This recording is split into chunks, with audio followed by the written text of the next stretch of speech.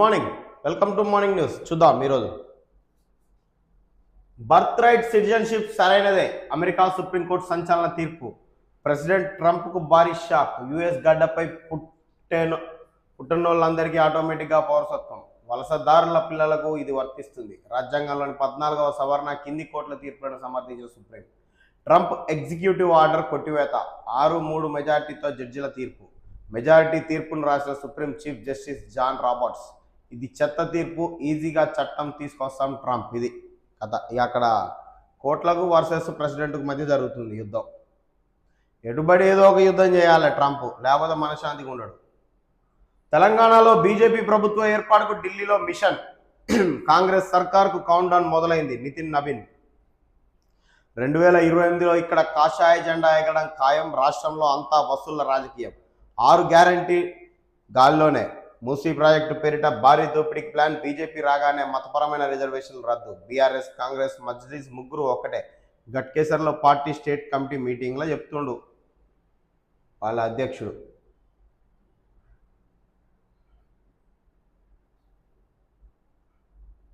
వాళ్ళ జాతీయ అధ్యక్షుడు తెలంగాణ గడ్డ పైన కాషాయ జెండా ఎగరేయడానికి ఖాయమని చెప్తున్నాడు. మరి ఇట్లా వచ్చినప్పుడు కార్యకర్తలను మంచిగా మోటివేట్ చేసి వెళ్ళిపోతే ఇక్కడ నాయకులు వాళ్ళని నీరు గార్చే ప్రయత్నం చేస్తారు. ఇక తీరా ఎలక్షన్స్ పోయే ముందట ఇదే మోటివేషన్ ఎలక్షన్స్ అయిపోయేంత వరకు ఆ కార్యాచరణ కూడా గెలిచే దిశగా ప్రయత్నించారు బీజేపీ. పాపం కార్యకర్తల్ని మోసం చేస్తుంది, ప్రజల్ని కాదు. కేసీఆర్వి బెల్టి బజార్లు, మావి రైతు బజార్లు. అన్ని కల్చర్లను సర్వనాశనం చేసి తాగుడు కల్చర్ పెట్టిండు సీఎం రేవంత్ రెడ్డి.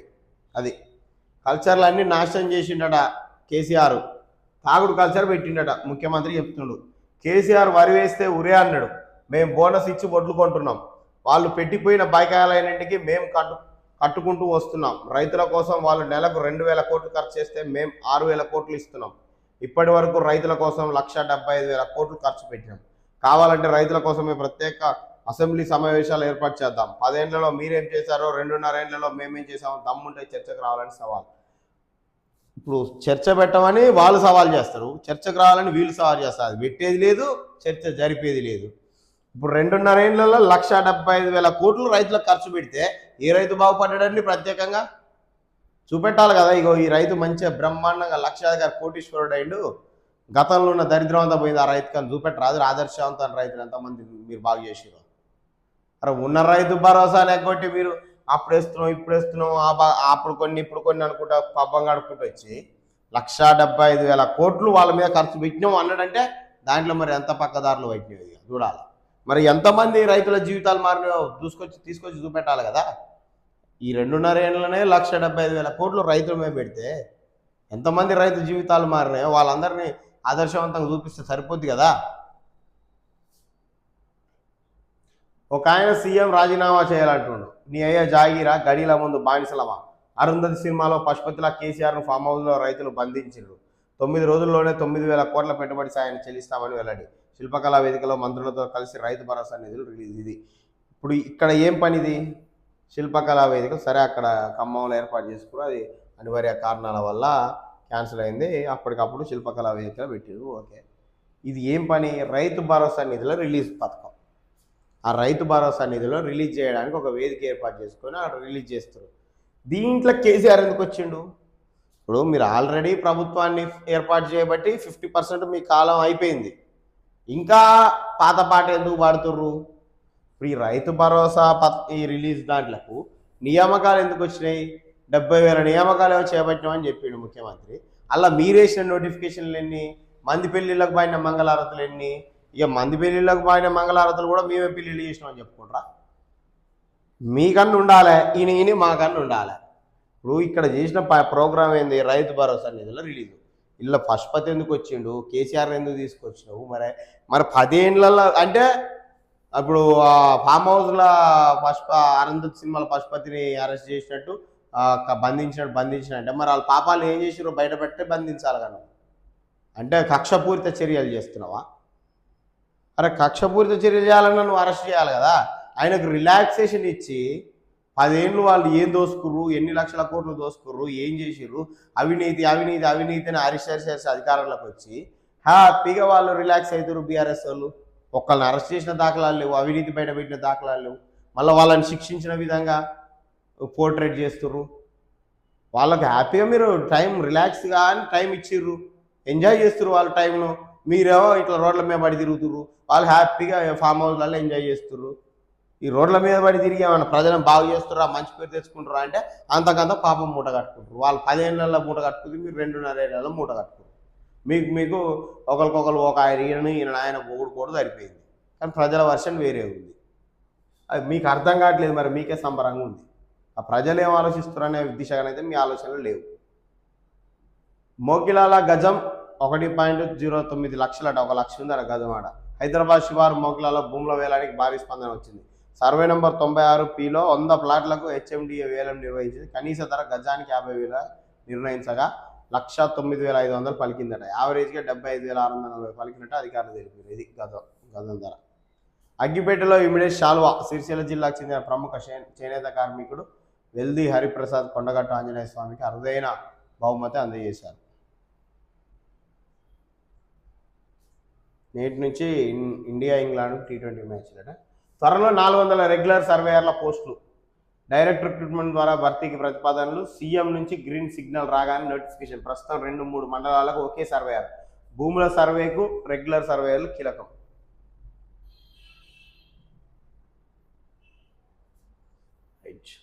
కోటి ఇస్తామని 1,00,000 ఇచ్చిండ్రు.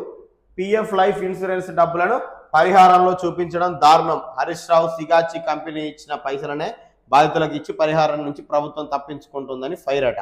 ఇది సిగాచి ప్రమాదంలో చనిపోయిన వారి కుటుంబాలకు 1 కోటి పరిహారం ఇస్తామని స్వయంగా సీఎం ప్రకటించినప్పటికీ ప్రభుత్వం తరఫున ఇచ్చింది మాత్రం 1,00,000 అని BRS deputy floor leader Harish Rao విమర్శించింది. ఇది సిగాచి ప్రమాదంలో చనిపోయిన వారి కుటుంబాలకు 1 కోటి రూపాయలు ఇస్తామని చెప్పి కేవలం 1,00,000 ఇచ్చిందని చెప్తున్నాం.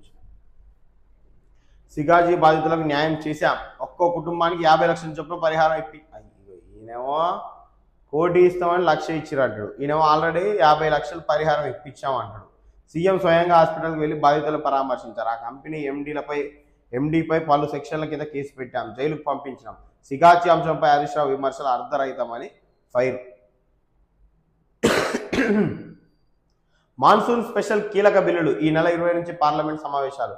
డీలిమిటేషన్, 1 నేషన్ 1 ఎలక్షన్ బిల్లులపై మోదీ ఫోకస్. కేంద్రంలో మంత్రివర్గ విస్తరణలో ఇప్పట్లో లేనట్లే సెప్టెంబర్ లేదా అక్టోబర్కు వాయిదా వేసే యోచన. వయసు పైబడిన మంత్రుల స్థానంలో కొత్త వారికి అవకాశం. ఇథనాల్ బ్లెండింగ్ ప్రయోగమే, వచ్చే ఏడాదికి ఫలితాలు వస్తాయి, సుప్రీంకోర్టుకు తెలిపిన కేంద్రం. పెట్రోల్లో 20% ఇథనాల్ కలపడం అనేది ఒక ప్రయోగమని, ఈ విధానం పూర్తిగా ఫలితాలు వచ్చే ఏడాది నాటికి మరింత స్పష్టంగా తెలుస్తాయని కేంద్ర ప్రభుత్వం మంగళవారం సుప్రీంకోర్టు తెలిపింది. అయితే ఇథనాల్ బ్లెండింగ్ అనేది ప్రభుత్వ విధానపరమైన నిర్ణయం అని, ఇందులో ఎలాంటి మార్పు ఉండబోదని అటార్నీ జనరల్ ఆర్ వెంకటరమణ స్పష్టం చేశారు. పెట్రోల్లో ఇథనాల్ శాతం పెంచడం వల్ల పాత వాహనాల ఇంజన్లు దెబ్బతింటాయని, మైలేజ్ తగ్గుతుందని ఆందోళన వ్యక్తమవుతున్నాయి. నేపథ్యంలో ఈ చర్చ ప్రాధాన్యత సంతరించుకుంది. దీనిపై కేంద్ర చమురు మంత్రిత్వ శాఖ స్పందిస్తూ E20 పెట్రోల్ వల్ల వాహనాలకు నష్టం జరుగుతుందనడానికి ఎలాంటి స్పష్టమైన ఆధారాలు లేవని, ఈ విధానం వల్ల దేశ ఇంధన భద్రతకు, రైతులకు, పర్యావరణానికి ఎంతో మేలు జరుగుతుందని భరోసా ఇచ్చింది. అలాగే E20 ఇంధనం వాడడం వల్ల వాహన ఇన్సూరెన్స్ క్లెయిమ్లకు ఎలాంటి ఇబ్బంది ఉండదని స్పష్టం చేసింది. చూద్దాం మరి దీని రిజల్ట్ కూడా 1 ఇయర్ పడతారు తెలవడానికి. మన పాత బండ్ల ఇంజన్లు ఉంటాయా పోతాయా అనేది. తెలంగాణ సెంటిమెంట్ను గౌరవిస్తూ కమిట్మెంట్తో పనిచేస్తా, సీఎస్గా బాధ్యతలు స్వీకరించిన సంజయ్ జాజు. అనుకుంటూనే ఉన్నాం, వచ్చేసింది, ఇచ్చేసారు. రైట్. యాదగిరిగుట్ట దేవస్థానం ట్రస్ట్ బోర్డు ఏర్పాటు. చైర్మన్గా ప్రముఖ పారిశ్రామికవేత్త డాక్టర్ MSN రెడ్డి. 2 ఏళ్ల కాలపరిమితి. పాలక మండలి ప్రముఖులకు పెద్దపీట. సభ్యులుగా వినోద్ వెంకటస్వామి, కొణిదల సురేఖ, విజయరాజం, తూళ్ల విజయేందర్ గౌడ్. బోర్డులో సామాజిక ప్రాంతీయ బ్యాలెన్స్, అన్ని వర్గాలకు ప్రాతినిధ్యం కల్పించిన ప్రభుత్వం.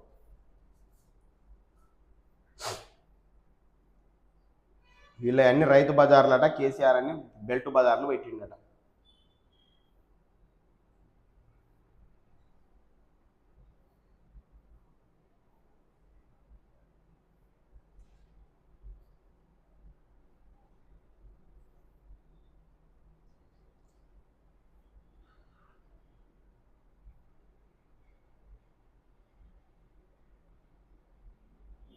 రైట్. అమెరికాలో పుట్టిన వారందరూ అమెరికన్లే. జన్మతః పౌరసత్వంపై ఆంక్షలు చెల్లవు. ట్రంప్ ఉత్తర్వును కొట్టేసే సుప్రీంకోర్టు. 24 గంటల్లో రాష్ట్రమంతా వర్షాలు. ఋతుపవనాలు తీవ్ర రూపం. 5-6 డిగ్రీలు తగ్గిన గరిష్ట ఉష్ణోగ్రతలు.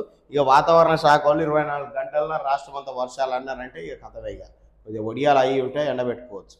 అవి పడతాయా పడవదాలని పరిస్థితి వాళ్ళకు కూడా అర్థం కాదు. కాన్ఫిడెంట్గా చెప్తారు కానీ అది వర్కౌట్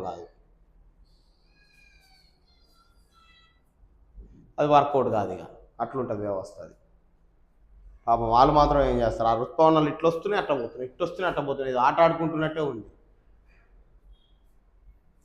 ఆర్టీసీ కార్గో ప్రైవేటు గుట్టు చప్పుడు కాకుండా కట్టబెట్టిన యాజమాన్యం. నాడు ప్రైవేట్ నుంచి ఆర్టీసీకి అప్పగించిన కేసీఆర్ మళ్ళీ ప్రైవేట్ ఏజెన్సీ చేతుల్లో పెట్టిండు రేవంత్ సర్కార్. స్వప్రయోజనాల కోసం చక్రం తిప్పిన మంత్రులు. ప్రస్తుతం ఏటా 100 నుంచి 120 కోట్ల ఆదాయం. ప్రైవేట్ ఏజెన్సీకి 36 కోట్లకే అప్పగించిన వైన. బంగారు బాతును వదులుకోవడంపై విమర్శలు. అసలు ఏంది ఇది? ఇప్పుడు ఏటా సుమారు 75 కోట్లకు పైగా నష్టం. 10-15 ఏళ్ల ప్రైవేటుకు దారదత్తం చేస్తూ ఒప్పందం. ఆగస్టు 1 నుంచి అమల్లోకి రానున్న కొత్త అగ్రిమెంట్. ఆర్టీసీ సిబ్బంది తట్టాబుట్టా సర్దుకోవాలని ఆదేశం. 500కు పైగా హమాలీలు కూలీలు బతుకులు ఆగం. కోర్టుకు వెళ్లేందుకు సిద్ధమవుతున్న ప్రైవేట్ ఏజెంట్. ఇప్పుడు సంవత్సరానికి 100 నుంచి 120 కోట్ల ఆదాయం వచ్చే ఈ కార్గోను ప్రైవేట్ ఏజెన్సీకి 36 కోట్లకి ఎందుకు అప్పగించాల్సి వచ్చింది? అసలు ప్రైవేట్ ఏజెన్సీకి ఎందుకు అప్పగించాలి? ఇప్పుడు ప్రభుత్వంలో ఎంతమంది లేరు, వీళ్ళు నిర్వహించలేకపోతారా ఆ విధులను? అరే నువ్వు తీసుకో, ఎందుకు ప్రైవేట్ ఏజెన్సీలకు ఇవ్వాలి? వాళ్ళని బాగు చేయడానికా? 100 కోట్లు వచ్చేదాన్ని 36 కోట్లకి వాళ్ళకి ఇస్తే, 20 కోట్లు నీకు కమిషన్ ఇస్తే 50 కోట్లలో ఆయన సెటిల్ చేసుకుని ఇంకో 50 కోట్లు ఆయనకు లాభం కట్టబెట్టాలనా? అరే ప్రజల సొమ్మును, ప్రజల ట్రాన్సాక్షన్స్ను నువ్వు వాడుకోవాలి, నువ్వు ప్రభుత్వ ఆదాయాన్ని పెంచాలి. ఇంకా ఎన్నడూ బాగుపడుతుంది రాష్ట్రం? ఈ మోపన ఇట్లా ప్రైవేటీకరణ చేసుకుంటూ పోతే. ప్రైవేటీకరణ చేయాలి, ఏం చేయాలి? వేటింగ్ చేయాలో వాటిని చేయాలి. వేటిని ప్రభుత్వం నడిపించాలో వాటిని ప్రభుత్వం నడిపించుకోవాలి. ఇప్పుడు ప్రభుత్వం అప్పుల పాలైంది, లక్షల కోట్ల అప్పు ఉంది, ఎట్లా తీరుతుందండి? నువ్వు ఇవాళ రూపాయి వసూలు చేసే పన్ను రేపు 2 రూపాయలు వసూలు చేస్తే సామాన్యుడి పైన భారం పడి వీని ఆర్థిక స్తోమత ఇంకా తగ్గుతుంది. ప్రభుత్వానికి ఆదాయం పెరగదు. ప్రభుత్వానికి ఆదాయం అంతో ఎంతో 10 చోట్లంగా పెరిగే ఆదాయ వనరులు ఇలాంటివే కనబడని. అరే నువ్వు దీంట్లంగా ఆదాయాన్ని ఇంకా పెంచుకొని ఆ ప్రభుత్వ అప్పు తగ్గించే దిశగా ప్రయత్నించాలి. కానీ నీ ఎక్కడికి వచ్చే ఆదాయాన్ని అక్కడ ప్రైవేటీకరణ చేసి వెనకంగా కమిషన్లు తీసుకుంటే ఈ సంక్షేమ పథకాలు ఎట్లా అమలు చేస్తావు? ఆ అప్పులు ఎట్లా తీరుస్తావు? ఈ రాష్ట్రం ఎన్నడూ బాగుపడాలి? ఏమైనా నోటి మాటలతోనే ఈ $1 ట్రిలియన్ ఎకానమీలు. అయ్యో ఇప్పుడు 100 మంది ఉంటే అలా పైన 10 మంది బాగుపడితే మిగిలిన 90 మంది అదే పేదరికల బతుకుతాడు, కానీ రాష్ట్రం ధనికంగా అవపడుతుంది. ఏ పర్ క్యాపిటల్ ఎంత ఉంది? రాష్ట్రం మొదటి స్థానం దాకా పోయింది. 1 కోటి పైన రేషన్ కార్డులు ఉన్నాయి. అంటే ఉన్న జనాభా 4 కోట్లు. ప్రతి ఒక్కరికి రేషన్ కార్డు ఉంది. ఒక 1-2% ఏం లేదు రేషన్ కార్డు. మళ్ళీ ధనిక రాష్ట్రం. అంత పేదోళ్ళే కానీ ధనిక రాష్ట్రం. ఇట్లా చిన్న చిన్న ఆదాయ వనరులన్నింటినీ ప్రైవేటీకరణ చేసి ఎక్కడికక్కడ కమిషన్లు నొక్కేసి ప్రభుత్వ ఆదాయాన్ని గండి పెడుతుంటే ఇంకెన్నడని బాగుపడేది? అసలు వీళ్ళకి ఇదే అందుకే ఎలక్షన్స్కి ముందు ఎలక్షన్స్లో పోటీ ఎవరు చేయాలనుకుంటారో వాళ్ళకు ఎంట్రన్స్ టెస్టో ఇంటర్వ్యూనో పెట్టాలి. అలా కనీస అర్హతను పాస్ అయిన వెంటనే ఎలక్షన్లో నిలబెట్టాలి. ఎవడు పడితే వాడు ఓట్లకు నోట్లు పంచుకుంటూ వచ్చి ఇక గెలిచినాక చట్టసభలో పోయినాక కాంట్రాక్ట్లు ఎక్కడికక్కడ ప్రైవేటీకరణ చేసుకుంటే కమిషన్లు తినుకుంటుంటే ఆ పట్టనే ఉంటుంది. ఈ సంక్షేమ పథకాలు ఇట్లా పెరుగుతూనే ఉంటాయి. రాష్ట్రం ఈ దరిద్రాన్ని ఇట్లా కొట్టుకుంటూ పోతూనే ఉండాలి. అందుకే పరిపాలించేటోడు మంచిగా ఉండాలని అవగాహన ఉండాలి. ప్రభుత్వ ఆదాయాన్ని పెంచే దిశగా ఉండాలి. మనం బికార్లం, ఢిల్లీకి పోయినా గల్లీకి పోయినా ఇజ్జత్ లేదు. ఇది ముఖ్యమంత్రి మాట. పక్క రాష్ట్రాలకు పోతే చూసి దాక్కుంటున్నారు. అబద్ధాలు చెప్పను, నా పదవి శాశ్వతం కాదు, ఈ ప్రభుత్వాన్ని రైతులే కాపాడాలి. సీఎం రేవంత్. యాసంగి రైతు భరోసా మొత్తం ఇవ్వనిది నిజమే, ఆ పైసలతో ఉద్యోగుల బకాయిలు చెల్లించడం. రైతు భరోసా సభలో వ్యవసాయ మంత్రి తుమ్మల. ఇది నువ్వు రైతుల డబ్బులు తీసుకుపోయి ఉద్యోగులకు బకాయిలు చెల్లించిన అని చెప్తుంటివి. మళ్ళీ రైతులు 1,75,000 కోట్లు ఖర్చు పెట్టివని చెప్తుంటివి. ఇటు రైతులను బాగా చేయవైతే వాటి ఉద్యోగులను బాగా చేయలేదు. మీకు అసలు కార్యాచరణ అనేది తెలవాలి. ఏ విధంగా దేన్ని చేయాలి, ఎట్లా సర్దుబాటు చేయాలి, ఎట్లా ఆదాయ వనరు పెంచాలి, ఎక్కడి నుంచి ఎక్కడికి మార్చాలి, ఏది మంచిది ఏది తీసేయాలి, ఏది నడవాలి ఏది నడవద్దు అన్న పూర్తి అవగాహన ఉన్న రాజనీతి శాస్త్రంలో అంతో ఇంతో అవగాహన ఉన్న వాళ్ళు అయితే పరిపాలించగలుగుతారు. ఎంతసేపటి గెలిచినాం, మనం సరసభలో పోయినాం, మనకు పదవి వచ్చింది, ఇక దునుడే అనేటోళ్ళు ఏం పరిపాలిస్తారండి? ఏం తెలుస్తుంది వాళ్ళకు? ఇక్కడ బల్క్గా అమౌంట్ రాగానే ప్రైవేటీకరణ చేయాలి, వాళ్ళు ఇంత కమిషన్ తీసుకోవాలి, ఇది కథ నడుస్తుంది. 30 నెలల్లో రైతులకు 30,000 కోట్ల ఎగవేత. రేవంత్ రెడ్డి ఇది మీ ముదనష్టపు పాలన. బటన్ నొక్కి వేయాల్సిన రైతు భరోసాకు బహిరంగ సభలు పెట్టి పిఆర్ స్టంట్ల. 4 సార్లు రైతు భరోసా ఎగ్గొట్టిన మీ ద్రోహాన్ని రైతులు ఎప్పటికీ క్షమించరు. అన్నదాతల శాపనార్థాలు పెడుతుంటే ఆశీర్వాద సభలేంది? కేటీఆర్ మండిపాటు. రైతులకు ఎవరేం చేశారో తేల్దామా? అసెంబ్లీలో లేదా ఎక్కడైనా చర్చకు సిద్ధం. సీఎం రేవంత్కు హరీష్ సవాల్. సీఎం డిప్యూటీ సీఎం లెక్కల్లో పొంతనేది. బడ్జెట్కు మించి ఖర్చు చేశామనడం అబద్ధం. BRS deputy floor leader fire. 30,000 కోట్ల భరోసా బాకీ ఎప్పుడు ఇస్తారు? నిలదీసిన మాజీ మంత్రి నిరంజన్ రెడ్డి. రైతులను మధ్యస్తున్న కాంగ్రెస్ సర్కార్ మాజీ మంత్రి కుప్పల ఈశ్వరరాజు వీళ్ళేమో ఇట్లా ఎక్కడికక్కడ విమర్శిస్తారు, వీళ్ళు లెక్కలతో సహా బయట పెడతారు. మరి వీళ్ళేమో మాయ మాటలు చెప్పుకుంటూ ముందుకు పోతారు. అరే ఇప్పుడు వీళ్ళు చెప్పింది ఏంది? అబద్ధం అని చెప్పారు. 30,000 కోట్ల భరోసా బాకీ లేదు, మేము 1,75,000 కోట్లు ఖర్చు పెట్టినాము, అది చూపెట్టరి. ఎందుకు అబద్ధపు ఆరోపణలు చేస్తున్నారని నిరూపించరి. ఆ దిశ లేదుగా. సభ పెట్టాలి, కేసీఆర్ను కేటీఆర్ను తిట్టాలి, ఇండైరెక్ట్గా ఎవడన్నా ప్రశ్నించేటటువంటి వానికి వార్నింగ్ ఇవ్వాలి. 5,000 నిన్న ముఖ్యమంత్రి మాట్లాడుకుంటూ 5,000 ఉద్యోగాలు ఇస్తే ఎవడొద్దంటాడా? ఉద్యోగాలు ఇస్తుంటే నియామకాల కోసం తెచ్చుకున్న తెలంగాణలో అడ్డదారుల పందికొక్కులు లెక్క బడాబాబులు మీరు ఉద్యోగాలలో చేరి రాజకీయ ఉద్యోగాలలో బిర్ర లక్షల రూపాయల జీతాలు తీసుకుంటా మీరు ఎంజాయ్ చేస్తుంటే 5,000 ఉద్యోగాలు వేస్తా అంటే వద్దన్నారు. 19,000 ఖాళీలు ఉంటే నువ్వు 5,000 ఉద్యోగాలు వేసి నిరుద్యోగుల కాడ డబ్బులు దొబ్బుతామనా? ఇప్పుడు నువ్వు 5,000 ఉద్యోగాలు వేసినా గదే 9-10 లక్షల మంది అప్లై చేస్తారు. 19,000 ఉద్యోగాలు వేసినా గదే 9-10 లక్షల మంది అప్లై చేస్తారు. ఈ నిరుద్యోగుల కంచెలో 100 కోట్ల రూపాయలు కేవలం అప్లికేషన్ ఫీజుల రూపాయలు తీసుకుంటారు. అరే నువ్వు ఇప్పుడు 5,000 వేసి పబ్బం గడిపి మళ్ళీ తీర ఎలక్షన్స్ వచ్చినప్పుడు ఇంకో 5,000 వేస్తావు. ఈ 5,000 వేసి అప్పట్లో ఉద్యోగాలు ఇచ్చే దిక్కు కూడా ఉంటుందో ఉండదో తెలియదు. అరే ఖాళీలు 19,000 కనబడుతున్నప్పుడు 5,000 ఎందుకు వేస్తావా? నువ్వు 5,000 ఇస్తా అంటే వద్దు మాకు ఉద్యోగాలు ఎక్కువైనాయి అన్నారు నిరుద్యోగులు. అలా పోయింది కదా మీ వాడు. అలా అశోక్ నగర్ చిక్కడపల్లి లైబ్రరీలో కూర్చొని మాట్లాడారు కదా. ఇవాళ పోయి మాట్లాడి 5,000 ఉద్యోగాలు ఎందుకు వద్దుంటారు నానా అని ఆ ధైర్యం ఉందా? అశోక్ నగర్ సర్కిల్ కాడికి పోయి చిక్కడపల్లి సెంట్రల్ లైబ్రరీ గేట్ ముందు అటు నిలబడి 5,000 ఉద్యోగాలు ఇస్తా అంటే ఎందుకు వద్దంటారు మీరు? ఓయో గేట్ ముందు అటు నిలబడి అడుగురి. ఆ ధైర్యం ఉందా? నిరుద్యోగులు ఒక చేత పొట్ట పట్టుకొని 5 రూపాయల భోజనాలు తినుకుంటా 4-5 కలిసి అగ్గిపెట్టే లాంటి రూమ్ల కిరాయిలకు వండుకుంటా బతుకు జీవుడా అంట దుర్భరమైన జీవితాలను గడుపుకుంటూ వాళ్ళు జీరాక్స్లకు కూడా డబ్బులు లేని స్టోరీలు ఎన్నో ఉంటాయి. అక్కడికి వెళ్తే కష్టపడి ఏదో ఒక ఉద్యోగం రాకపోతుందా అని చదువుకుంటా వాళ్ళు బతుకుతుంటే ఉద్యోగాలు వేస్తా అంటే వద్దని ధర్నాలు చేసినారు. నిరుద్యోగాలకు అంత పిచ్చిగా పడుతుందా మీకు? 5,000 ఉద్యోగాలు వేస్తా అంటే ఓడొద్దంటాడు? ఏ పనికి మాలిన వద్దంటాడు? ఏ దద్దమ్మ వద్దంటాడు? ఎవడా లఫ్ట్ లంగాగాడు చెప్పింది వద్దన్నాడు, వద్దని చెప్పింది ఓడు. అరే పొట్ట చేత పట్టుకొని అరిగోసలు పడుతుంటాడు నిరుద్యోగులు వద్దని ధర్నాలు చేసినారు. 19,000 ఖాళీలు పెట్టుకొని 5,000 ఉద్యోగాలు వేసి 10 లక్షల మంది నిరుద్యోగులను బకరగాళ్ళని చేద్దామని చూసే మీ ప్రయత్నం అడ్డుకోవడం నీ ఉద్యోగాలు వద్దన్నట్ట. ఓ ముఖ్యమంత్రి స్థాయిలో ఉండి రాష్ట్రానికి చెప్పాల్సిన వాళ్ళు ఏంది మాట్లాడేది? అదే 9-10 లక్షల మంది అప్లై చేసే ఉద్యోగాలకు పబ్బం గడపాలి, నిరుద్యోగులందరినీ భ్రమల పెట్టాలి, కొట్టక జావాలి. 19,000 వేస్తే 19,000 మందికి ఉద్యోగాలు ఇవ్వాల్సి వస్తుంది. ఆ 10 లక్షల మంది లాగా ఫిల్టర్ చేసి 19,000 ఉద్యోగాలు ఇస్తే 19,000 జీతాలు ఇవ్వాల్సి వస్తుంది ఒక్కొక్కరికి. అంతమందికి అన్ని జీతాలు ఇవ్వలేం కాబట్టి 5,000 ఉద్యోగాలు ఇస్తే ఆ 10 లక్షల మంది ఆ ఉద్యోగాల పేరు మీద ఓ 2 ఏళ్ళు కొట్టుక వస్తారు. ఈ లోపు మనం కావాల్సింది మనం చేసుకోవచ్చు అంతే. ఇది ప్రయత్నం ప్రభుత్వాన్ని. ఇంత దుర్మార్గంగా ప్రభుత్వాలు ఆలోచిస్తుంటే ఎన్నడా తెలంగాణ బాగుపడేదిగా. మరో 7,000 కోట్ల అప్పు. రెండో త్రైమాసికం తొలి రోజే సర్కార్ రుణబోని. ఆర్బీఐ నుంచి ఈ నెలలో తీసుకున్న కాంగ్రెస్ సర్కార్ తొలి త్రైమాసికంలో 18,900 కోట్ల రికార్డు అప్పు.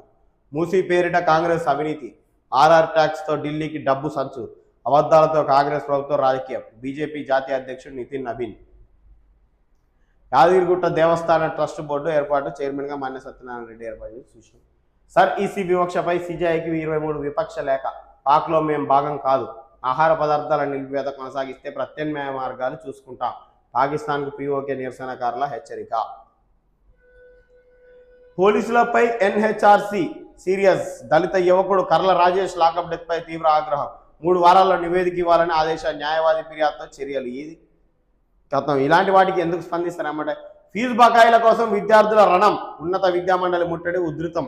రియంబర్స్మెంట్ నిధులను విడుదల చేయాలని విద్యార్థి సంఘం డిమాండ్. విద్యార్థులపై పోలీసులు లాఠీ చార్జ్. హైదరాబాద్ కలెక్టరేట్ వద్ద ఆందోళన.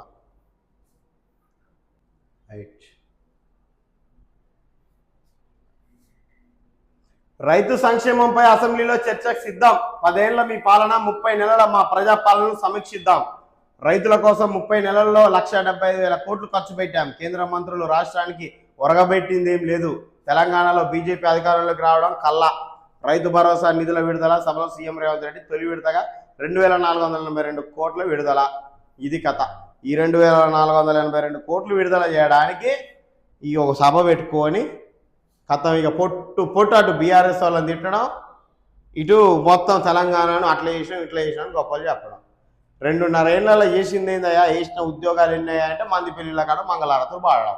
అన్ని వేలు ఇచ్చినాం, ఇన్ని వేలు ఇచ్చినాం, అన్ని ఇదే స్టేజ్ నుంచి ఇన్ని వేల నియామక పత్రాలు. అవి ఎవరి వాళ్ళు చేసిన పెళ్ళిళ్ళకు మీరు మంగళారతులు పాడి ఈయన పెళ్లి చేసినటువంటి ఎట్లనే పద్ధతి కాదు కదా. మీరు వేయాలి నోటిఫికేషన్లు. ఇంకా 19,000 ఖాళీలు ఉన్నాయంటే 5,000 ఖాళీలు వేసి 10 లక్షల మందిని కొట్టుకోమంటాం అని చెప్తాం. ముచ్చట చెప్తే ఈయన సొంపు ఉండాలి. చెప్పేటోళ్ళకి మీకైనా, ఈనటోళ్ళకి మాకైనా. వికసిత భారత్ లక్ష్య సాధనలో యువత దేశానికి కీలకం. విశాఖలో రాష్ట్రపతి ద్రౌపది ముర్ము. వికసిత భారత్ లక్ష్య సాధనలో యువత కీలక పాత్ర పోషించాలని రాష్ట్రపతి పిలుపు. కేంద్రీయ గిరిజన వర్సిటీ తొలి స్నాతకోత్సవంలో ప్రసంగంలో పట్టభద్రులు 40%, స్వర్ణ పథక విజేతలు 70% అమ్మాయిలు అని హర్షం. యాదగిరిగుట్ట ఆలయానికి ధర్మకర్తల మండలి. ట్రంప్కు ఎదురుదెబ్బ. జన్మ హక్కు పౌరసత్వంపై ఆయన ఉత్తర్వులను కొట్టివేసి సుప్రీంకోర్టు. దేశవ్యాప్తంగా రియాలిటీ మందగమనం. ముంబై ప్రజల కొనుగోలు శక్తి, దేశ ఆర్థిక ప్రగతి కీలక సూచిలో భావించే గృహాల అమ్మకాల అమాంతం పడిపోయాయి. డిమాండ్ లేకపోవడంతో ఇప్పటికే నిర్మించిన ఇల్లు, అపార్ట్మెంట్లలో ఫ్లాట్లు, విల్లాల నిల్వలు పేరుకుపోవడంతో దేశంలోని 7 ప్రధాన నగరాల్లో రియల్ ఎస్టేట్ రంగంలో మందగమనం చోటు చేసుకుంది.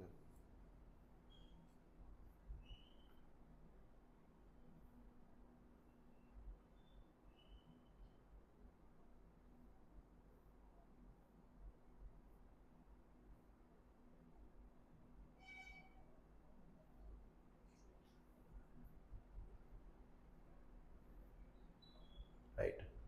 TPCC labour cell incharge Sangishetti Jagadeeswararao, chairman Rambabu Prakash Goud ఆదేశాల మేరకు పీసీ లేబర్ సెల్ నూతన నియామకాలు జరిగినాయి.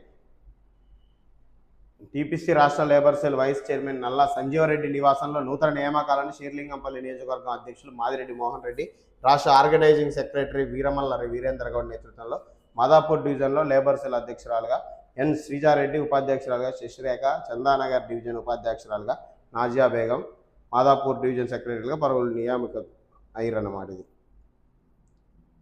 రైట్. ఇదో స్టోరీ చూద్దాం. అయ్యో పాపం అంగన్వాడీలు. బిఎల్ఓల డ్యూటీతో నానా ఇబ్బందులు పడుతున్న అంగన్వాడీ కార్యకర్తలు. పనికి తగ్గ వేతనాలు లేవు, ఉద్యోగ భద్రత అసలే లేదు. వీరికి పనులు అప్పగించే ముందు కనీసం వీరు కూడా మనుషులే అన్న సంగతి సంబంధిత అధికారులు, ప్రజాప్రతినిధులు ఆలోచించారేమో అనిపిస్తుంది. అందరూ బెదిరించేవారే. నెలకు అర్ధ నెత్తికి బురద అన్నట్లు ఉన్నది అంగన్వాడీల పరిస్థితి. రోజువారీ కూలీలు వెళ్లే వారి పరిస్థితి బాగుంది అని గోడు వెళ్ళబోసుకుంటున్న అంగన్వాడీలు ఉద్యోగ భద్రత కల్పిస్తూ పనికి తగ్గ వేతనం ఇవ్వాలని ఎన్ని ఉద్యమాలు చేసినా ప్రయోజనం లేదు. ఏళ్ల తరబడి కొనసాగుతున్న నెలకు 13,650 వేతనం మాత్రమే ఇస్తున్నారు. తప్పనిసరి పరిస్థితుల్లో కొనసాగుతున్న అంగన్వాడీల సమస్యలపై ప్రత్యేక కథనం. సీనియర్ పాత్రికేయులు కందుకూరి యాదగిరి గారు. ప్రభుత్వాల ఆధీనంలో కొనసాగుతున్న అంగన్వాడీ కార్యకర్తల సమస్యలు చూస్తే మానవత్వం ఉన్న ప్రతి ఒక్కరికి అయ్యో పాప అంగన్వాడీలు అన్న భావన రాకపోదు. ప్రభుత్వం చేపట్టిన ఓటర్ల జాబితా వివరాల పనులను అంగన్వాడీలకు అప్పగించడంలో అంగన్వాడీలు క్షణం తీరిక లేకుండా సెలవు దినాల్లో సైతం బిఎల్ఓ బాధ్యతలు నిర్వహిస్తూ ఇబ్బందులు పడుతున్నారు. బిఎల్ఓ ఫామ్లు ఇంటింటికి తిరిగి ఇవ్వాలి. అదేవిధంగా ఫామ్లు నింపిన తర్వాత మళ్ళీ ఇంటింటికి తిరిగి తీసుకొని ప్రభుత్వానికి అప్పగించాలి. బిఎల్ఓగా విధులు నిర్వహించినప్పుడు వీరికి ₹1 ఇచ్చే నాదుడు ఎవరు ఉండరు. గతంలో చేసిన వాటికి ఇవేమీ ఇవ్వలేదు, మా పనులు మాకు సరిపోతున్నాయి, ఈ బిఎల్ఓ డ్యూటీలు మాకు ఎందుకు వేస్తున్నారు సార్ అని ఏ అధికారిని అడిగినా పట్టించుకోరు.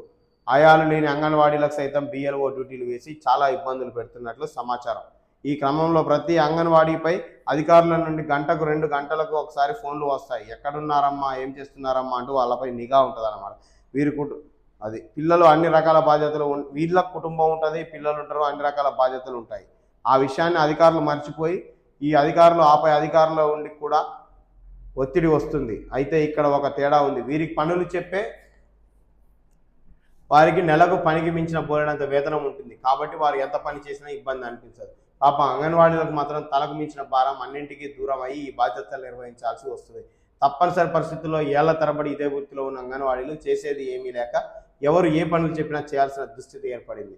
బయటకి ఎవరికి చెప్పినా ప్రయోజనం లేదు అని అలవాటు పడిన అంగన్వాడీలు గుండెల్లో చెప్పలేనంత వేదనతో కార్యకర్తలుగా కొనసాగుతున్నారు. ఇది కథ పరిస్థితి. ఇప్పుడు ఈ బిఎల్ఏల పని కూడా వీళ్ళకే చెప్పేసరికి ఇటు దీనికి ఏమైనా స్పెషల్ అలవెన్స్లు కల్పిస్తున్నారు వీళ్ళకంటే ఏం లేదు. ఈ ఏళ్ల తరబడి ఇదే జీతానికి ఏ పని చెప్పినా చేయాల్సిన పరిస్థితి. ఏ అధికారికి అడిగి వాళ్ళ గోడు వెళ్ళబోస్తున్నా కూడా పట్టించుకోరు. వీళ్ళ గట్టిగా ఉధృతం చేద్దామంటే ఇప్పుడు బలం లేదు వీళ్ళ కాడ. ఏం చేస్తారు వాళ్ళు? అడిగి అడిగి అడిగి అడిగి వాళ్ళ కాళ్ళకున్న చెప్పులు అరిగిపోవడమే తప్ప ఏ అధికారికి వాళ్ళ గోడు అయితే పట్టదు.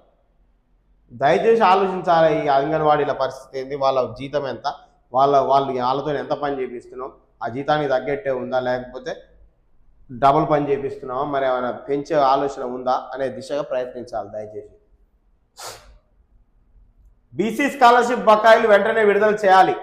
ప్రభుత్వం స్పందించకపోతే 5 లక్షల మంది విద్యార్థులతో రాష్ట్ర వ్యాప్త ఉద్యమం. బీసీ విద్యా సంఘం జిల్లా అధ్యక్షులు పోలోజ్ మహేష్ సారి. సూర్యాపేట బీసీ విద్యార్థుల పెండింగ్లో ఉన్న 8,500 కోట్ల స్కాలర్షిప్ ఫీజు రియంబర్స్మెంట్ బకాయిలను వెంటనే విడుదల చేయాలని బీసీ విద్యార్థి సంఘం జిల్లా అధ్యక్షులు మహేష్ సారి డిమాండ్ చేశారు. బీసీ సంక్షేమ సంఘం జాతీయ అధ్యక్షుడు రాజ్యసభ సభ్యుడు ఆర్ కృష్ణయ్య, జాతీయ వర్కింగ్ ప్రెసిడెంట్ డాక్టర్ రాగా అరుణ్ కుమార్ పిలుపు మేరకు మంగళవారం సూర్యాపేటలో చేపట్టిన కళాశాలల బంద్ ప్రశాంతంగా జరిగింది. ఈ సందర్భంగా మహేష్ చారి మాట్లాడుతూ ఇంటర్మీడియట్ నుంచి ఉన్నత విద్య వరకు చదువుతున్న ప్రతి అర్హత ఉన్న విద్యార్థికి స్కాలర్షిప్లు, ఫీజు రిమెంట్లు ఎలాంటి జాప్యం లేకుండా అందించాలని కోరారు. బకాయిలు విడుదల కాకపోవడంతో కళాశాల యాజమాన్యాలు విద్యార్థులకు సర్టిఫికేట్లు ఇవ్వకుండా ఇబ్బందులు గురిచేస్తున్నాయని ఆవేదన వ్యక్తం చేశారు. విద్యార్థుల భవిష్యత్తును దృష్టిలో ఉంచుకొని ప్రభుత్వం తక్షణమే బకాయిలను విడుదల చేయాలని డిమాండ్ చేశారు. ప్రభుత్వం స్పందించని పక్షంలో ప్రభుత్వ engineering, pharmacy, private junior degree కళాశాల బంద్ రాష్ట్ర వ్యాప్తంగా మరింత ఉధృతం చేస్తామని, ఇటు 5 లక్షల మంది విద్యార్థులతో రాష్ట్ర వ్యాప్తంగా ఉద్యమాలు చేస్తామని ఈ సంఘం అధ్యక్షులు, ఈ సంఘ కార్యకర్తలు చెప్తున్న పరిస్థితి. అయితే ప్రభుత్వం 8,500 కోట్ల ఫీజు బకాయిలు ఉంచడంతో ఇటు యాజమాన్యాలు ఏం చేస్తున్నాయి, ఆ చదువు అయిపోయిన వారికి కూడా సర్టిఫికేట్లు ఇవ్వట్లేదు. మీ ఫీజు బకాయిలు అట్లనే ఉన్నాయి, కావాలంటే మీరు పర్సనల్గా పే చేసి తీసుకుపోయి అవి పడ్డప్పుడు మీకు ఇస్తామనే పరిస్థితి కాడికి వచ్చింది. ప్రభుత్వాలు ఏం చేస్తున్నాయి, చదువు అయిపోయి కూడా వాళ్ళ సర్టిఫికేట్ వాళ్ళు తీసుకోలేని పరిస్థితుల్లో విద్యార్థులు ఉన్నారు. దయచేసి ప్రభుత్వాలు ఇలాంటి వాటిని కనీసం ఆలోచించారు. మీరు 1,75,000 కోట్లు రైతులకు పెట్టినాం, వాళ్ళకి చెప్పినాం, వీళ్ళకి పెట్టినాం అని ఊదరగొట్టే ముచ్చట్లు ఉపన్యాసాలు కాకుండా కాస్త కార్యాచరణ దిశగా ఆలోచించి ఇలాంటి కష్టాలు అన్నట్టు తొలగించరు దయచేసి.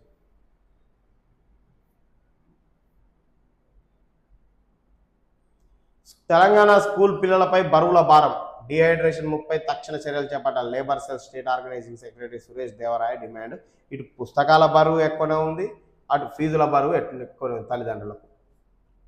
ఓ రైతు నుంచి 2 లక్షల మొత్తాన్ని లంచంగా స్వీకరిస్తూ ఇరిగేషన్ శాఖకు చెందిన assistant executive engineer L Srinivas ఏసీబీకి రెడ్ హ్యాండెడ్గా పట్టుబడ్డారు.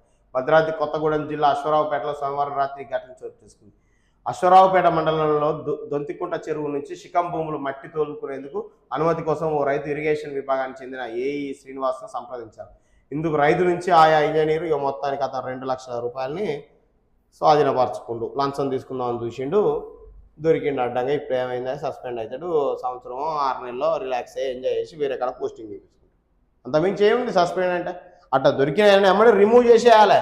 నీకు నెల ప్రజల పన్నుల్లోంచి లక్షల రూపాయలు, 1000 రూపాయలు జీతాలు ఇచ్చుకుంటా ఇట్లా లంచాలు తీసుకుంటే నువ్వు దొరికితే ఏం చేయాలి అంటే రిమూవ్ చేసేయాలి.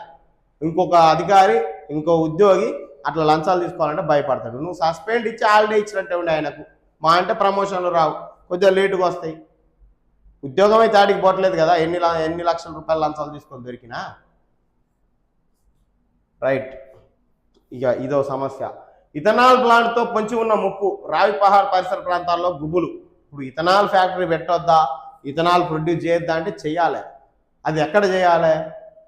గ్రామాలు లేని ప్లేస్లా, అడవి ప్రాంతాలలో, జనారణ్యం లేని ప్రాంతాలలో ఇలాంటి ఫ్యాక్టరీలు పెట్టుకొని ఉత్పత్తి చేసి దేశానికి సేవ చేయాలి. పచ్చని పల్లెల మధ్యన, పంట పొలాల మధ్యన, ఎటు చూసినా ఇల్లులు కనబడే ప్రాంతంలో నువ్వు ఈ ఇథనాల్ ఫ్యాక్టరీ పెట్టుకొని రోజుకు లక్షల లీటర్ల యాసిడ్ వాటరు, వేస్ట్ వాటర్ వచ్చే ఫ్యాక్టరీలు, 1.5 లీటర్ల ఇథనాల్ తయారు కావడానికి 7-8 లక్షల లీటర్ల యాసిడ్ వాటర్, వేస్టేజ్ వాటర్ ఉత్పత్తి అయ్యే ప్రమాదకరమైన వాయువులు విడుదల చేసేది. అన్ని రకాల పొల్యూషన్, పచ్చని పంటల పొలాల మధ్య ఇళ్ళ మధ్యన పెట్టుకొని నడిపిస్తా అంటే ఆ భవిష్యత్తు ఏమైపోవాలి ఆ గ్రామాలై. అలాంటిదే ఈ కథ. నయా టెక్నాలజీ ముసుగులో వినాశనం, ముందుగానే అప్రమత్తం కాకపోతే పచ్చని పల్లెలకు తీవ్ర నష్టం. సూర్యాపేట జిల్లా మోదె మండలం పరిధిలోని రావిపహాడ్ గ్రామంలో ఎన్ఎంకే బయోఫ్యూయల్స్ ప్రైవేట్ లిమిటెడ్ నిర్మించతలపెట్టిన ప్రైవేట్ లిమిటెడ్ ఇథనాల్ కర్మాగారంపై తీవ్ర వ్యతిరేకత వ్యక్తమవుతున్న పాడైన బియ్యం, మొక్కజొన్న ద్వారా రోజుకు 1.5 లక్షల లీటర్ల ఇథనాల్ ఉత్పత్తి చేసే ఈ ప్రాజెక్టు జాతీయ స్థాయిలో ప్రయోజనకరం అనిపించినా స్థానికంగా మాత్రం పెను వినాశనానికి దారితీస్తుందని పర్యావరణ నిపుణులు ఇటు చెప్తున్న పరిస్థితి. అయితే ఇటు ఒక్కటి కాదు, భూగర్భ జలాలకు ఎసరు, కాలుష్య కోరల్లో పల్లెలు ఇరుక్కపోతాయి. అప్రమత్తం కావాల్సిన సమయం ఇదే. యాజమాన్యం హామీలు ఇస్తే ఆచరణలో లొసుగులు ఉంటాయి. ఇప్పుడు ఫర్ ఎగ్జాంపుల్ ఈ ఫ్యాక్టరీలా 1,50,000 లీటర్ల ఇథనాల్ తయారు కావాలంటే ఒక రోజుకు 1,00,000 లీటర్ల నీళ్లు కావాలి. ఈ 1,00,000 లీటర్ల నీళ్లు కావాలంటే నేను చెప్పే ముచ్చట ఏంది, నేను పక్కనున్న పాలేరు నుంచి పైపులు వేసుకొని తీసుకొస్తా అంటాడు. పాలేరు నుంచి 1,00,000 లీటర్ల నీళ్ళు నాకు రోజు ఇస్తారా? పాలేరులో సంవత్సరం పొడుగుతున్న నీళ్లు ఉంటాయా? 2-3 నెలలు బంద్ అయితే ఈయన ఏం చేస్తాడు, భూగర్భ జలాల నుంచి గుంజుకుంటాడు. అక్కడున్న భూగర్భ జలాలన్నీ ఇంకిపోతాయి. అక్కడున్న జనాభా ఆ 4-5 గ్రామాలలో 90% వ్యవసాయం మీద ఆధారపడిన జనాభానే. ఆ భూమిలో భూగర్భ జలాలన్నీ ఇంకిపోతే వాళ్ళ వ్యవసాయం పరిస్థితి ఏంది? ఇదిట్లు ఉంచితే ఈ 1,00,000 లీటర్ల నీళ్లు తీసుకొని 1,50,000 లీటర్ల ఇథనాల్ ఉత్పత్తి చేసిన తర్వాత 7 నుంచి 8 లక్షల యాసిడ్ వాటర్, అత్యంత ప్రమాదకరమైన వాటర్, వేస్ట్ వాటర్ వస్తుంటే దాన్ని ఏం చేయాలి? ఈయన ఏం చెప్తాడు, నేను చైనా నుంచి మిషన్ కొనుక్కొస్తా, దాన్ని క్లీన్ చేస్తా అంటాడు. ఏం చేస్తావు? చైనా నుంచి మిషన్ తెచ్చి ఆ 7-8 లక్షల లీటర్ల నీటిని రోజు శుద్ధపరచాలంటే కొన్ని వేల యూనిట్ల కరెంటు కాలుతుంది, కొన్ని లక్షల రూపాయల బిల్లు ఒక్క రోజుకే వస్తుంది. కంపెనీ నిజంగా అంత జెన్యున్గా అంత భరించే పరిస్థితి ఉందా? మనం చూసినాం పక్కన సువేన్ ఏం చేసిందండి, గిఏ మిషన్లు పెట్టి అట్లా చేస్తాం అని పొద్దున్నాక నడిపించేది, ఏదో 1-2 గంటలు నడిపించేది, నైట్ కాగానే భూములలో కృషిపెడితే విషం అయిపోయినాయి అక్కడ భూములు. ఈయన ఏం చేస్తాడు, ఉదయం 2 గంటలు నడిపిస్తాడు, ఏదో ఇన్స్పెక్షన్ ఉన్నప్పుడు నడిపిస్తాడు, రాత్రులు మొత్తం పంట పొలాలకు వెళ్ళి కాలువలకు వెళ్ళి లేకుంటే భూములలో బొక్కలు పెట్టి వదిలిపెడతాడు. పరిస్థితి ఏంది? విషమయం అయిపోతాయి అక్కడ ప్రాంతం అంతా, భూములన్నీ వేస్ట్ అయిపోతాయి, వ్యవసాయానికి పనికి రాకుండా పోతాయి. ఒక రోజుకి 7-8 లక్షల లీటర్ల యాసిడ్ వాటర్ను శుద్ధి చేయడం అంటే అంత ఆషామాష, లక్షల రూపాయల కరెంటు బిల్లు వస్తుంది. అది భరించే జెన్యున్గా భరిస్తాయి కంపెనీలు. ఆ మిషన్ ఖరాబ్ అయిపోతే అక్కడ బాగు చేసేటోళ్ళు నువ్వు వెమ్మటే ఆ స్పాట్లో బాగు చేస్తారా? అది అవుతుందా? అది బాగు చేసిన అన్ని రోజులు నువ్వు మిషన్ నడుపుకోకుండా పక్కకు పెట్టుకుంటావా? ఇన్ని కోట్లు వెచ్చించి అక్కడి నుంచి వాటర్ ఆగిపోతే ఇన్ని కోట్లు వెచ్చించి పక్కకు పెట్టుకుంటావా? ఇది ఆచరణలో సాధ్యమయ్యే పనేనా? ఇటు భూగర్భ జలాలు దోడాలి, వేస్ట్ వాటర్ను భూమిలోకి పోయాలి. ఈ రెండింటి వల్ల ఓ దశాబ్ద కాలం ఆ మిషన్ కనుక పనిచేస్తే, ఆ ఫ్యాక్టరీ కనుక పనిచేస్తే ఆ పల్లెలు వ్యవసాయం అంటే ఏదో తెలవకుండా తయారైపోతాయి. ఆ భూములు దేనికి పనికి రాకుండా పోతాయి, ఓ ఇండస్ట్రియల్ ఏరియా లెక్క మారిపోయే ప్రమాదం ఉంది. ఇక దీనికి ఏం చేస్తాడు ఈయన, వేసిండు ఆ గ్రామాలలో వాచ్మెన్ జాబులు, సూపర్వైజర్ జాబులు అని 10-15 వేలు జీతాలు ఇచ్చుకుంటా అక్కడున్న యువకులను అల్లబెట్టిండి. కథం ఇక వాళ్ళు ఏమనుకుంటారు, నాకు నెలల జీతం పడుతుంది అనుకుంటారు. కానీ భవిష్యత్ తరాలను ఆగం చేస్తున్నారు. ఈయన 10 మందికి ఉద్యోగాలు ఇచ్చి 1,00,000 మంది జీవితాలను ఆగం చేస్తున్న పరిస్థితి. దయచేసి దీని గురించి ఆ చుట్టుపక్కల ప్రజలు అసలు ఈ క్షేత్రం ఉంది, ఇది వ్యవసాయ క్షేత్రం, ఈ ఫ్యాక్టరీ కట్టిన భూమి వ్యవసాయం చేసే భూమి, ఈ సర్వే నెంబర్ పక్కనున్న సర్వే నెంబర్ రైతుకు అదేందో తెలియదు, ఆ ఫ్యాక్టరీ ఏందో తెలియదు, అసలు ఆ ఎన్ఓసి ఎట్లా వచ్చిందో అర్థం కాదు. కనీసం మేము పోయి అక్కడ అడిగితే, ఆ రైతును అడిగితే ఏమో ఈ ఫ్యాక్టరీ ఏందో మా తెలియదు, అసలు చెప్పలేదు, అంతా వాళ్ళ అధికారులు కలిసి చేసుకున్నారు, ఏమన్నంటే ఎన్ఓసి ఇచ్చినాం ప్రజలు ఒప్పుకున్నారని చెప్తారు. పక్కన రైతుకు అది ఏందో తెలియదు, దానివల్ల వచ్చే నష్టం ఏందో తెలియదు, దాన్ని ఎట్లా అధిగమించాలో తెలియదు. ఎలాంటి అవగాహన లేకుండా అధికారులు కుమ్మక్కయ్యి, రాజకీయ నాయకులు కుమ్మక్కయ్యి ఎన్ఓసి 4 ప్రజలను కూర్చోబెట్టి వీళ్ళను కథ ఎన్ఓసి ఇచ్చి పడేసిరు. అరే అక్కడ ఉన్న రైతులకే దాని గురించి పూర్తిగా తెలియదు. దాని వాయు కాలుష్యం ఏంది, భూ కాలుష్యం ఏంది, భూగర్భ జలాల పరిస్థితి ఏంది, ఎలాంటి యాసిడ్స్ రిలీజ్ అవుతాయి, ఎలాంటి పొల్యూషన్ అవుతుంది, వీటి మీద పూర్తి అవగాహన కల్పించి మేము దీనికి ఇది చేస్తామని వాళ్ళని కన్విన్స్ చేసి చేసుకోవాల్సిన పనిని మభ్యపెట్టి చేసిరు. దయచేసి ఈ ఫ్యాక్టరీ వాళ్ళు కూడా మానవత్వ కోణంలో ఆలోచించి ఫ్యాక్టరీ పెట్టొద్దు అనట్లే, ఫ్యాక్టరీ ఇథనాల్ ఉత్పత్తి చేయొద్దు అనట్లే. ఎక్కడ చేయాలి? జనారణ్యం లేని ప్రాంతంలో చేయాలి. ఇక్కడ వాటర్ సోర్సే లేదు, ఎక్కడి నుంచో గుంజుకొస్తా అంటున్నాం, అక్కడ నుంచి ఇక్కడికి వచ్చే మధ్యలో జనారణ్యం లేని ప్లేస్లు ఎన్ని లేవండి? రోజుకు 1,50,000 లీటర్ల ఇథనాల్ ఫ్యాక్టరీ పోవాలన్నా, ఇథనాల్ తయారైన బయటికి పోవాలన్నా, దానికి ముడి సరుకు లోపలికి రావాలన్నా ఎన్ని వందల లారీలు తిరగాలండి ఆ రోడ్ల మీద? ఎంత పొల్యూషన్ కావాలి, ఎంత దుమ్ము పొల్యూషన్ కావాలి ఆ పచ్చని పల్లెలల్లా. అరే నువ్వు తెచ్చే పాలేరు నుంచి ఇక్కడికి వచ్చే దాంట్లో మధ్యలో 100 కిలోమీటర్ల, సరే 100 కిలోమీటర్లు లేకుండా నార్మల్గా కొన్ని కిలోమీటర్ల దూరం వరకు జనాలైన లేని ప్రాంతాలు ఉన్నాయి. అది ఏడ సెలెక్ట్ చేసుకోలేకపోయి పచ్చని పల్లెల్ని ఆగం చేయడానికి వచ్చినాయా? దయచేసి దీన్ని పునరాలోచన చేయాల్సిందే. అక్కడున్న భవిష్యత్ తరాల జీవితాలను ఎడారుగా మార్చే ప్రయత్నమే ఇది. దయచేసి దాన్ని పునరాలోచన చేయాల్సే దిశగా ప్రయత్నించాలి. ఎస్ఐఆర్పై అవగాహన కార్యక్రమంలో ఆలేరు మున్సిపల్ చైర్మన్ బీజానం బాలమణి భాస్కర్.